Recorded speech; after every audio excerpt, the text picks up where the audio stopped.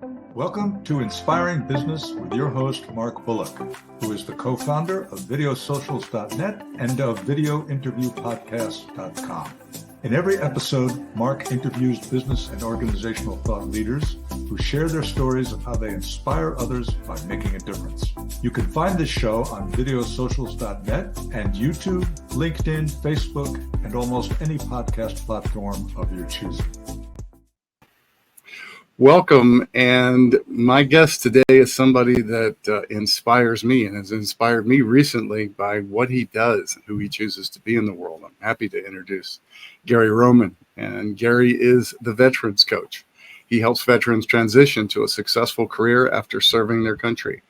Gary is also now the host of a new show, the Inspiring Business Podcast, where he aims to answer the question for veterans, what's next? It's wonderful to have you on, Gary. How are you today? Thank you, Mark. It's a privilege to be with you and join you in this podcast. I'm looking forward to it, sharing my experiences.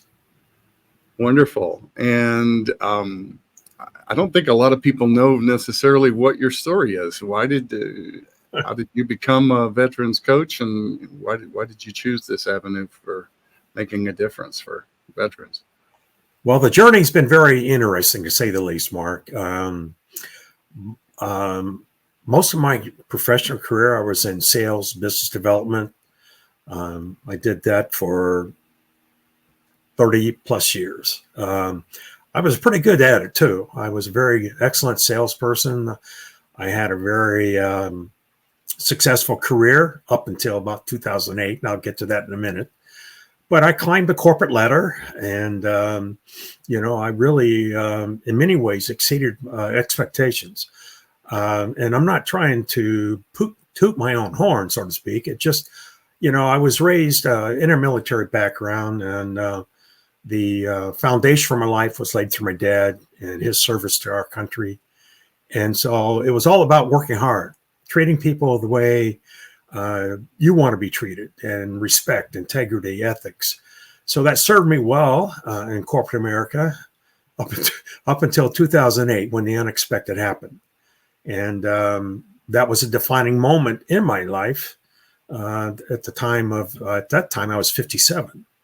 And I was brought into this room, about 60 other executives, and I was told I was no longer needed. And so that began a whole another journey of exploration. I had to answer the question, what's next? And through that process, and a lot of things that happened in that process led me to becoming a professional career coach. And that ultimately led me to be a veterans coach, and I've been doing that for the last 8 years. That's awesome. And it always seems like there's something in our life that derails us from our career. Most of the people that I know, most of the people that we have on the show are in their second or third careers because of some seemingly catastrophic event or some event that was beyond their, and certainly the case for me. I don't know. I'm not sure what number career I'm on, but military was the start. It was the start of it for me. So this is something that really touches my heart. And I know that you've got some stats, but how many veterans are considered active duty right now, and how many veterans transition out of service every year? Because I don't think a lot of people realize just how many there are. Yeah, you're exactly right, Mark. I double checked my stats this morning, and they haven't really changed. But right now, we got about 1.3 million active military veterans, which represents 0.04 of our population. Over a period of time, approximately 7% of Americans have served in a military capacity. Every year, there's a little over 200,000 veterans that transition out of the military. So that's where part of my career is focused on. As I said, for the last 8 years, I've been conducting transition workshops as a contractor. Currently, I'm working at Camp Pendleton here in California as a facilitator. 3-day workshops, defining your future, helping them prepare a resume, and all that goes with evolving to a new career. Over the past 8 years, I've done approximately 300 workshops, many of them in other parts of the country. And fortunately, through that process, I've been honored to have served a little over 3,000 veterans. Which is awesome. So you by yourself are making a dent, and because it always fascinated me. I've always wondered what the stats are, because it's not unusual for me to wear my Coast Guard veterans hat out and about in town, and there's a number of people that will stop and thank me for my service, and I'm very appreciative of that, and I tell people that I'm appreciative of that. But I've worked with thousands of people myself over the years, and I would say that stat bears through. It's only about 7% of our society that has served in their lifetimes, and at any given time, it's, as you say, it's less than 1% of our where are we at, 3 billion, I think, something like that. Like that. But no, yeah, it's there's a lot of people in this country. I don't think it's that much, but it's a very tiny percentage of people that go through the military, and it's a topic for another day. But when you join the military, I know from experience, you're joining a community, and that community has its rules and its policies and its ways that you're expected to behave and engage, and in many cases that's life or death, and our dependencies on each other, et cetera, become a whole different level than that of civilian life. And but that can also be one of the biggest challenges coming out of the military, right? Because now you're in a situation where it's seemingly everybody's competing against you, and your background and experience is all to pull together and to work together, and et cetera. Whereas much of the business world, at least getting in the door a lot of the times, is you're competing with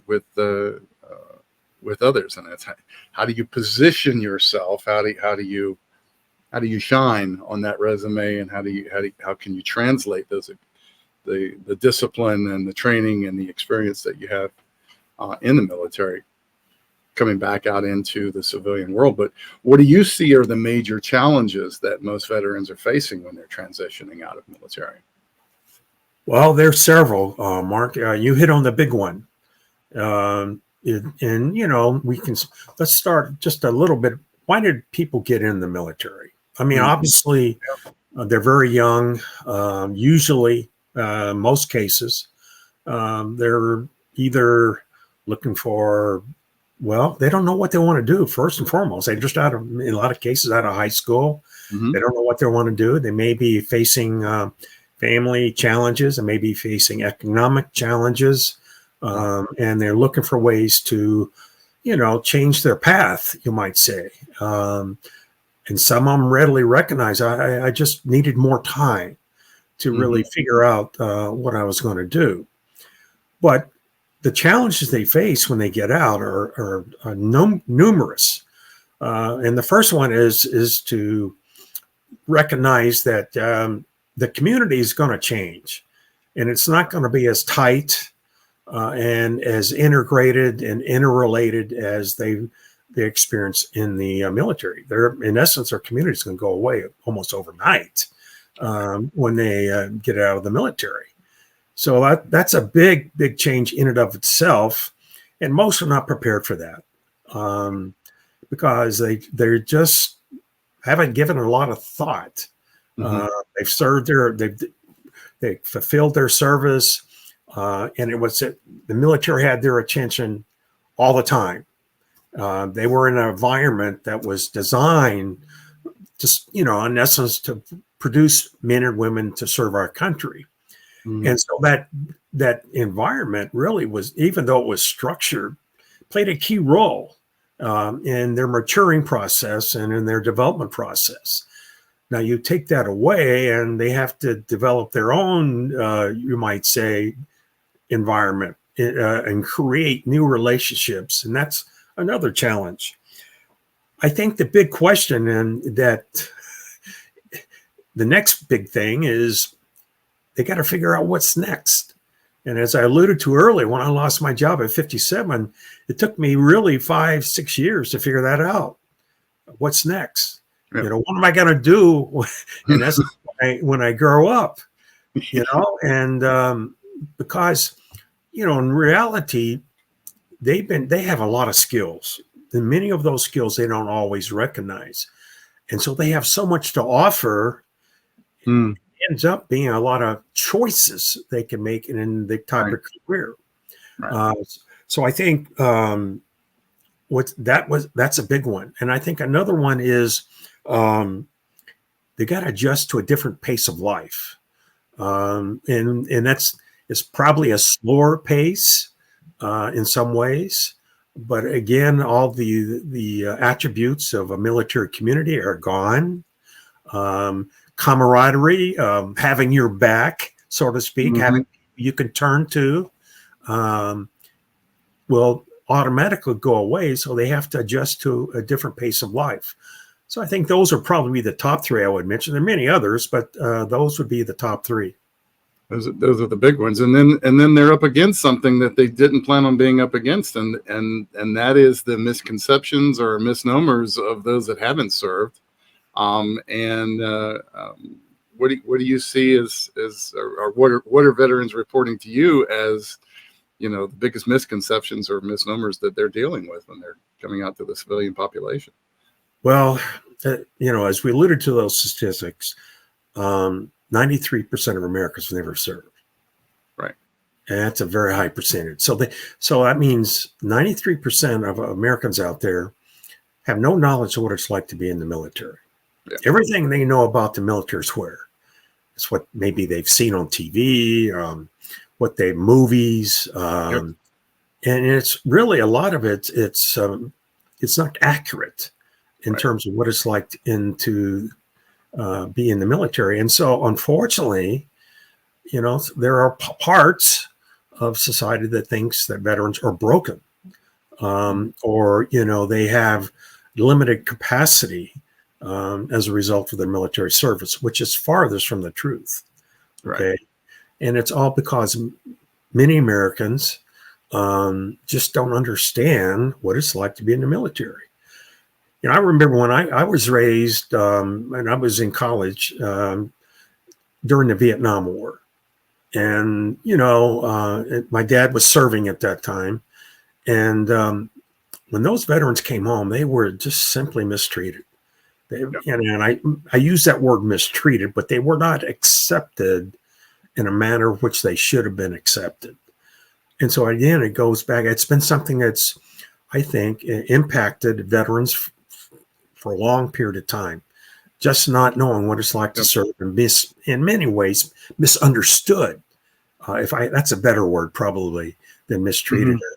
So I think that's a big one. The stereotypes are out there that feel that veterans are rigid. They only do what they're told. And they're in many ways are broken, which is farthest from the truth. Absolutely. And I mean, I know the answer to this because I transitioned myself. But why are veterans a good fit for most organizations as far as? Well, that list is very long, quite frankly. And again, in preparation for this day, I prepared a list and just to refer to. But I think one of the things is they're good at leadership. They've been exposed to all different types of leadership in the military. There have been good leaders and there were some bad leaders. They learned from both. And they they really had a good understanding or embrace this whole thing of hierarchy and, an understanding that leadership in of itself, sometimes you don't have to be told what to do. It's understanding what you need to do to accomplish a particular objective. And so that was ingrained in them through good leaders in the military. I think the one big thing is another one is just the collaboration, teamwork, and that's how missions are successful, is that you have a team of people working together for a common cause. Right. And I unfortunately, I see a lot of gaps in our civilian workplace today regarding teamwork. And if you look at job postings out there today, one of the big criteria they're looking for is people know how to work on a team. And that's a big one. And so the veterans come with a really tremendous understanding of what it's like to work on a team.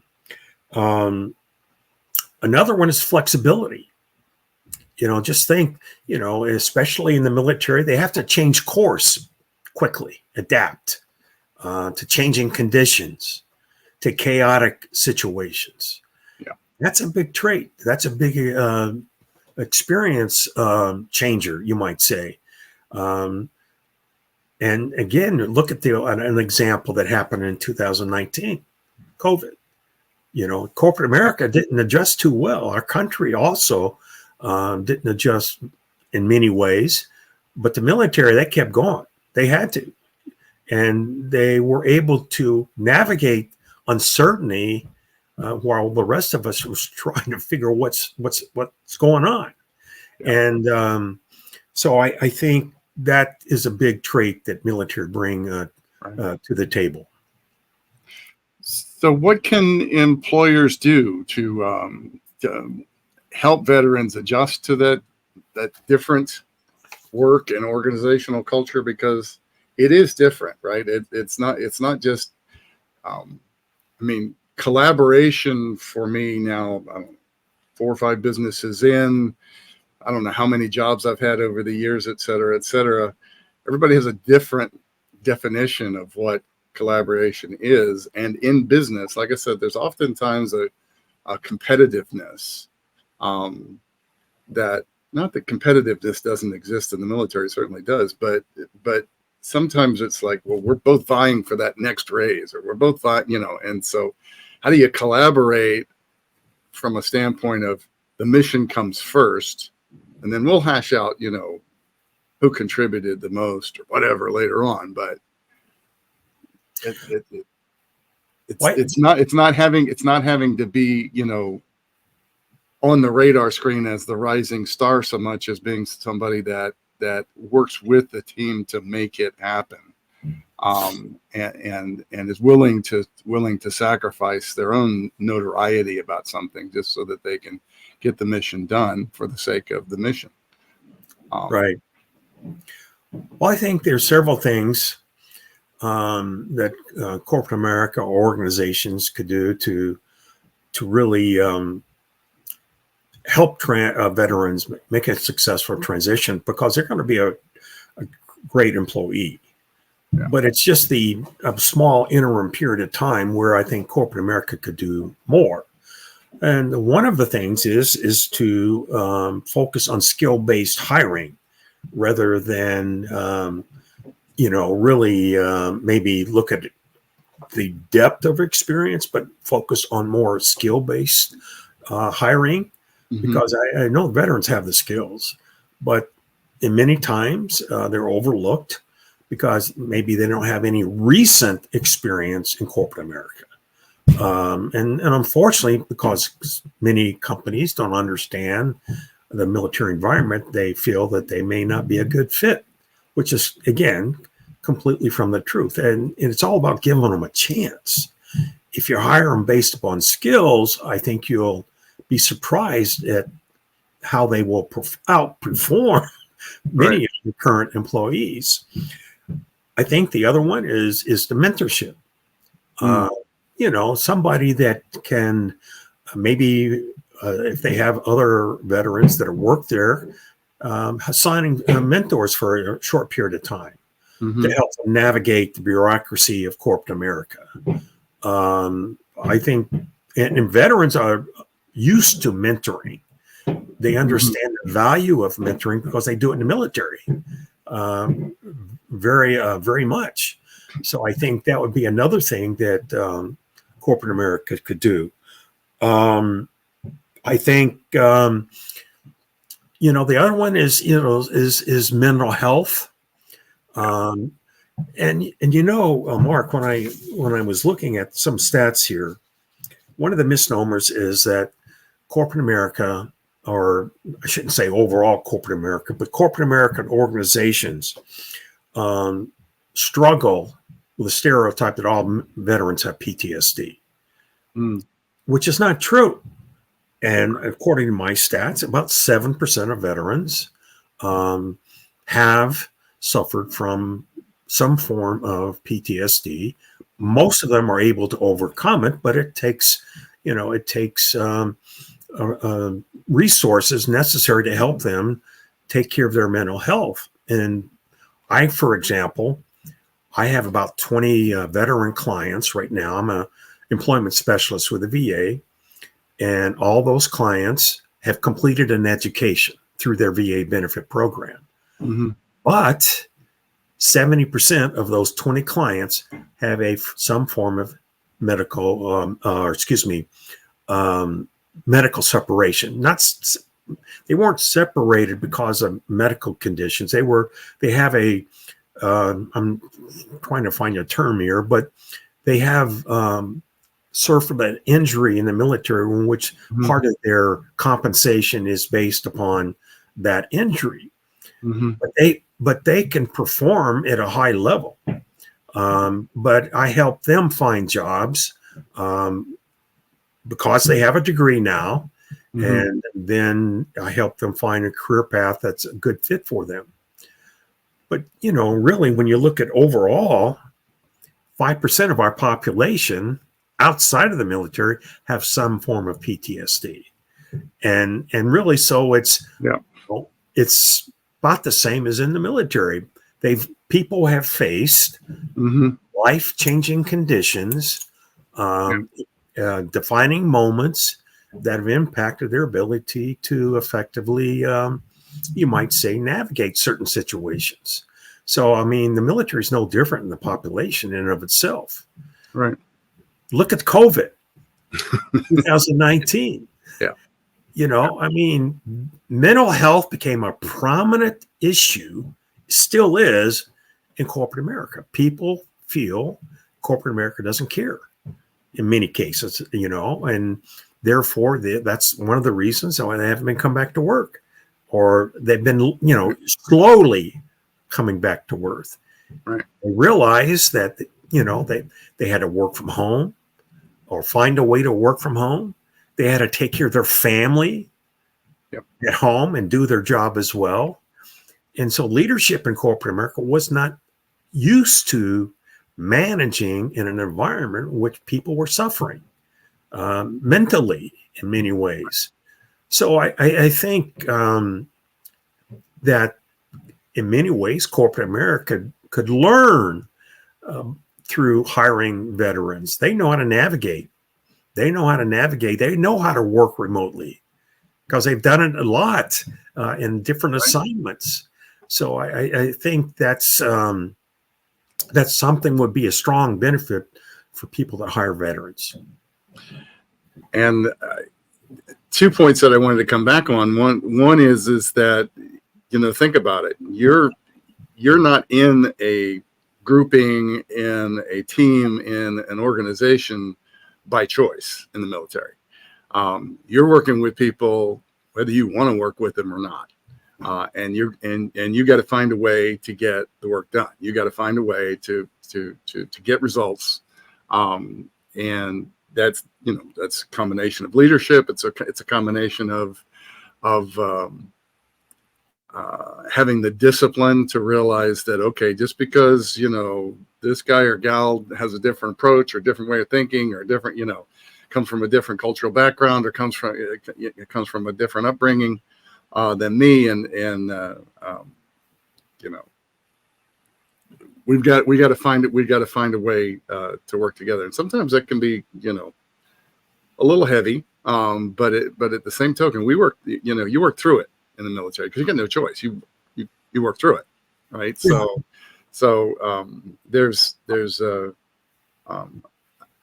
I think it's a tremendous value to an organization that might otherwise be really straining under the sensitivities and whatnot to try to find ways for people to collaborate and work together that are coming from different backgrounds and different cultures and different, et cetera. So, and the other is that it's like I went in originally. It was a 4-year stint, 4 years active and then 2 years inactive. But I went under something called a guaranteed school. And so lots of testing and whatnot beforehand, lots of experience with working on machines. So I went in as a machinery technician, went to school for that. And talk about formalized training and then on the job training and then the experience across that 4 years. So I was 4 months in school, but 4 months in military school is an entirely different game than going to college for 4 months, right? So as a matter of fact, we had what would be considered to be an associate's degree in that by the time we got out of school. And if you really applied yourself, that was frankly much closer to a bachelor's.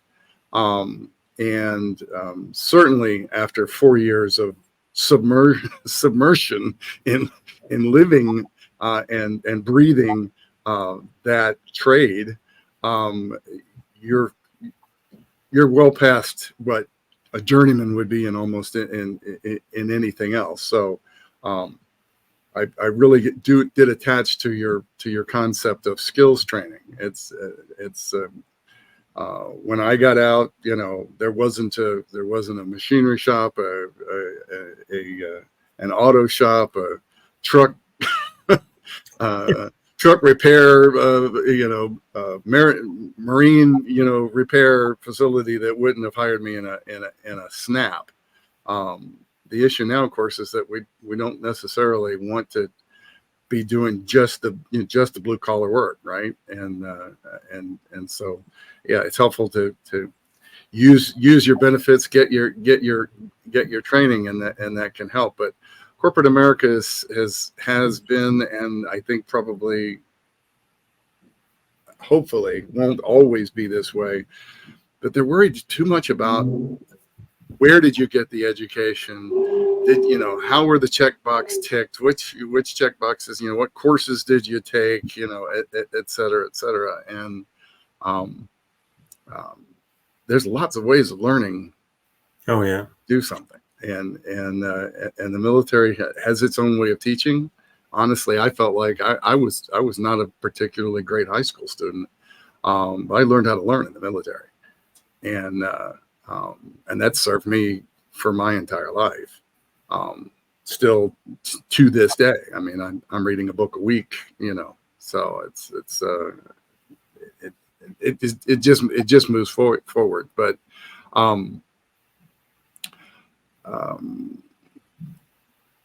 And I kind of lost my place in where I wanted to go next.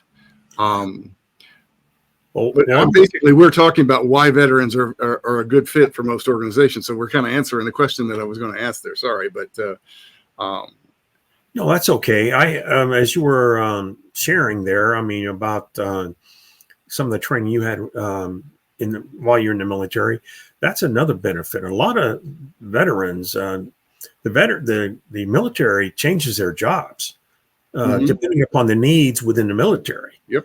So they end up playing different roles, have assigned to a different job that they have to learn on the run, you might say, while they're performing. And so they understand this whole thing of adaptability, continuous learning, getting better. And they certainly, I mean, training is the backbone of the military. Training for the next mission, training for the unexpected situation. And so they come with that kind of mindset, if you will, that if you're not getting better, you're falling behind. And they understand what that means. And so I think that's another value trait that they bring to our civilian organizations throughout the country. And think about this, Mark. When I lost my job in 2008, 2009, over 40 million people lost their jobs. So I wasn't by myself. Yep. Now, many of the people that lost their jobs they were probably close to my age, baby boomers, maybe a little bit younger. I was making 200,000 plus and a nice bonus and all that came with it. But I found out within about a year after I, got back on my feet that corporate America was hiring younger and cheaper. They were, and I can't prove the age issue, but I can prove the salary issue. They were hiring 70,000, 75,000 professionals, recent college grads in many respects. And my resume, quite frankly, sucked because they could really readily determine how old I was. Right. And so I didn't get any calls, and I couldn't figure that out until I talked to an HR person that said, your resume, Mr. Rohmann, I hate to tell you this, is not very good.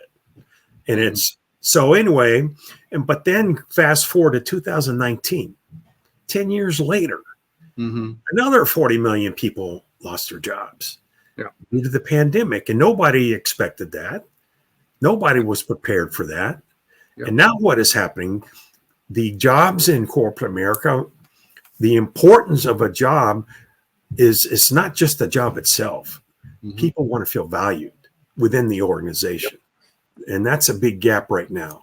So now corporate America has a whole different list of challenges that they have to deal with. And again, going back to the traits of veterans and what they bring, veterans would really be would help that particular situation or help handle some of those issues. And, with that, I want to tie into something that we didn't talk about much, which is, back to community, because when you're in the military, you're in a community, and it becomes, especially under stressful situations, a very, very, very close-knit community. And I think that's something that I'm studying a lot about, business communities and brand communities, et cetera, right now.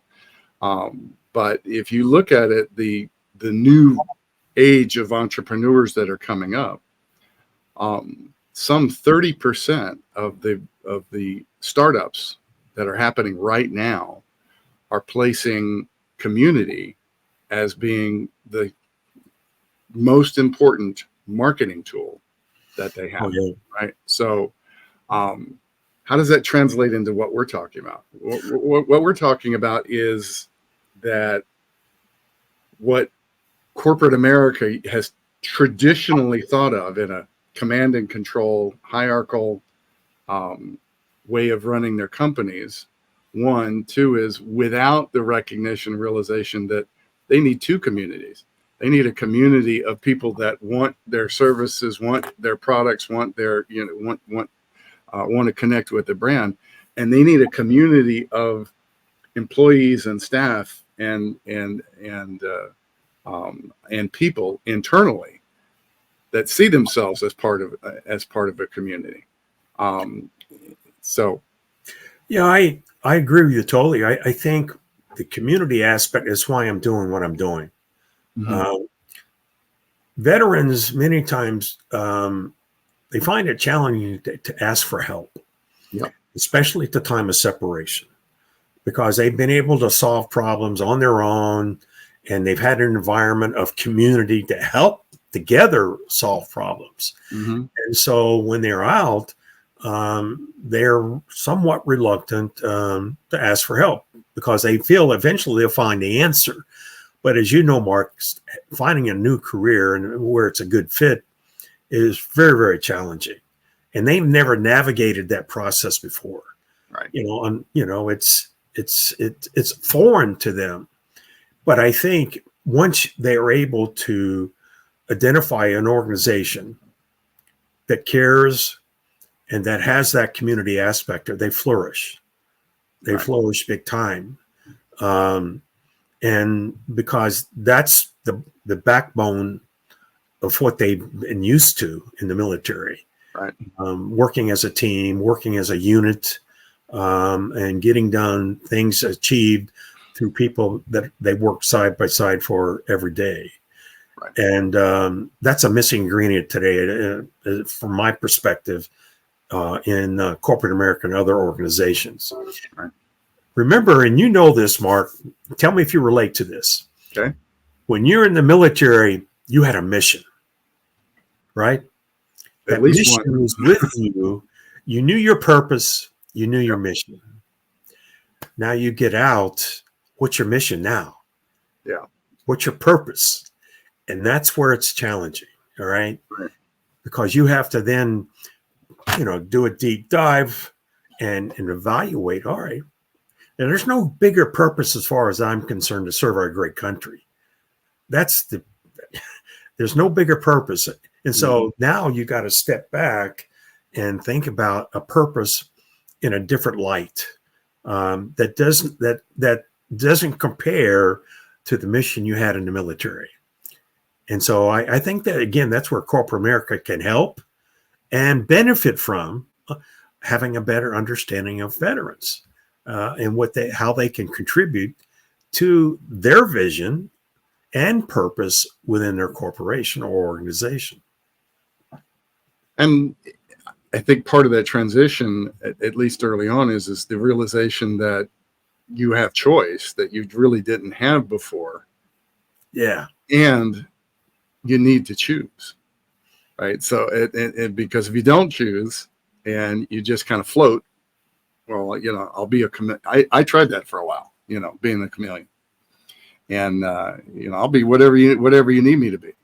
In the military, to some extent, you kind of need to be able to do that. Exactly what you were talking about earlier. You need to be able to adapt on the fly, move, and changing situations, changing environment, changing the people that you're working with, et cetera, et cetera. So you've got to be able to adapt.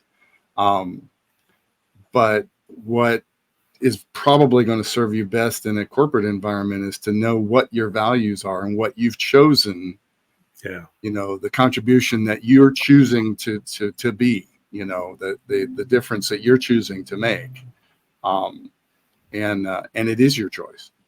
Exactly. And so that's both powerful and a little scary at the same time. Yeah, it is. And I don't want to necessarily end on a kind of a negative note here, but it's not negative. It's the fact that 45% of veterans, there was a study done in 2017 in which, done by Highway Heroes program at Chamber of Commerce, in which they monitored 2,500 veterans for a course of 1 year. They were all, it's a very scientific study with terms of the different, the demographics used, ranks, services, and all that. And they monitored these veterans. They had a job the first day they got out of the military. Mm-hmm. And they monitored those veterans for 1 year. And 45% of them left that job within the first year. Mm-hmm. Now, that goes back to purpose. Yeah. That goes back to having a mission. That's going back to understanding your values. Yeah. That goes back to understanding your skills too, and being able to, navigate a very, in many ways, uncertain job market, and making sure you use your strengths and your top skills to navigate it. So I think that, and again, that's why I do what I do, to help reduce that percentage, and to be able to see emails and posts or tweets or phone calls from time to time for people that I worked with that, thank you, Mr. Rohmann. I really enjoy my job. That's music to my ears. There you go.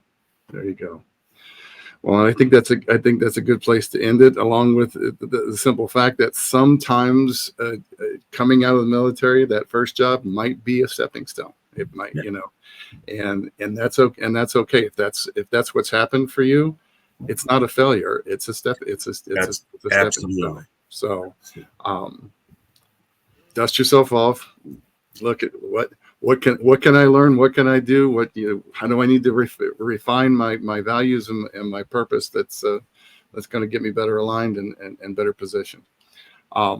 Gary, I want to ask how they can reach you, but simply I'll just read it off because it's GaryRohmann.com, and that's ROHMANN.com, and that's on the web. And then for LinkedIn, it's Gary-Rohmann. Your YouTube channel is at Gary Rohmann 7443. And while you're there, check out your new podcast. And congratulations, my friend, you've got it launched. That's a really big step. And your podcast is called the Inspiring Veterans Podcast. It is on YouTube, and it's on all of the main social media channels, as well as all the podcast channels that. Well, Mark, I want to, before you turn this off, I want to say a big thank to you. Now, you've known me for, I think, about 2 years or so, and you're the root of why I'm also doing what I'm doing, the way I'm doing it, because of the things I've learned from you and our group and Video Socials. You talk about community. It's powerful. So, again, I just want to end myself by saying a big thank you to you. You're very welcome, and you inspire us, and we inspire you, and you're part of that community, and it's a prime example of people getting together to decide that they want to better themselves. They want to be able to create videos and video messages for their prospective clients, their clients, their communities, et cetera, and thank you for bringing it up. But if any folks watching this have an interest in creating YouTube videos for their websites, videos for social media, et cetera, and aren't really sure where to get started, or really how do you gain confidence in it? How do you know how to do it in such a way that it really has an impact? There's no cost and no obligation to come as a guest at videosocials.net. Just click on the guest tab at the top of the screen. Gary, it's been an absolute pleasure. You're also on Facebook, or also on Instagram under I Coach Veterans. And folks will have links for all of the ways that you can reach it, Gary, along with the podcast. Listen, my friend, keep up the good work.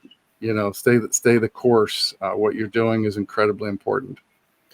Thank you, Mark. It's been an honor to be with you, and thank you for taking the time. Appreciate it very much. Thank you, my friend. It's been an honor.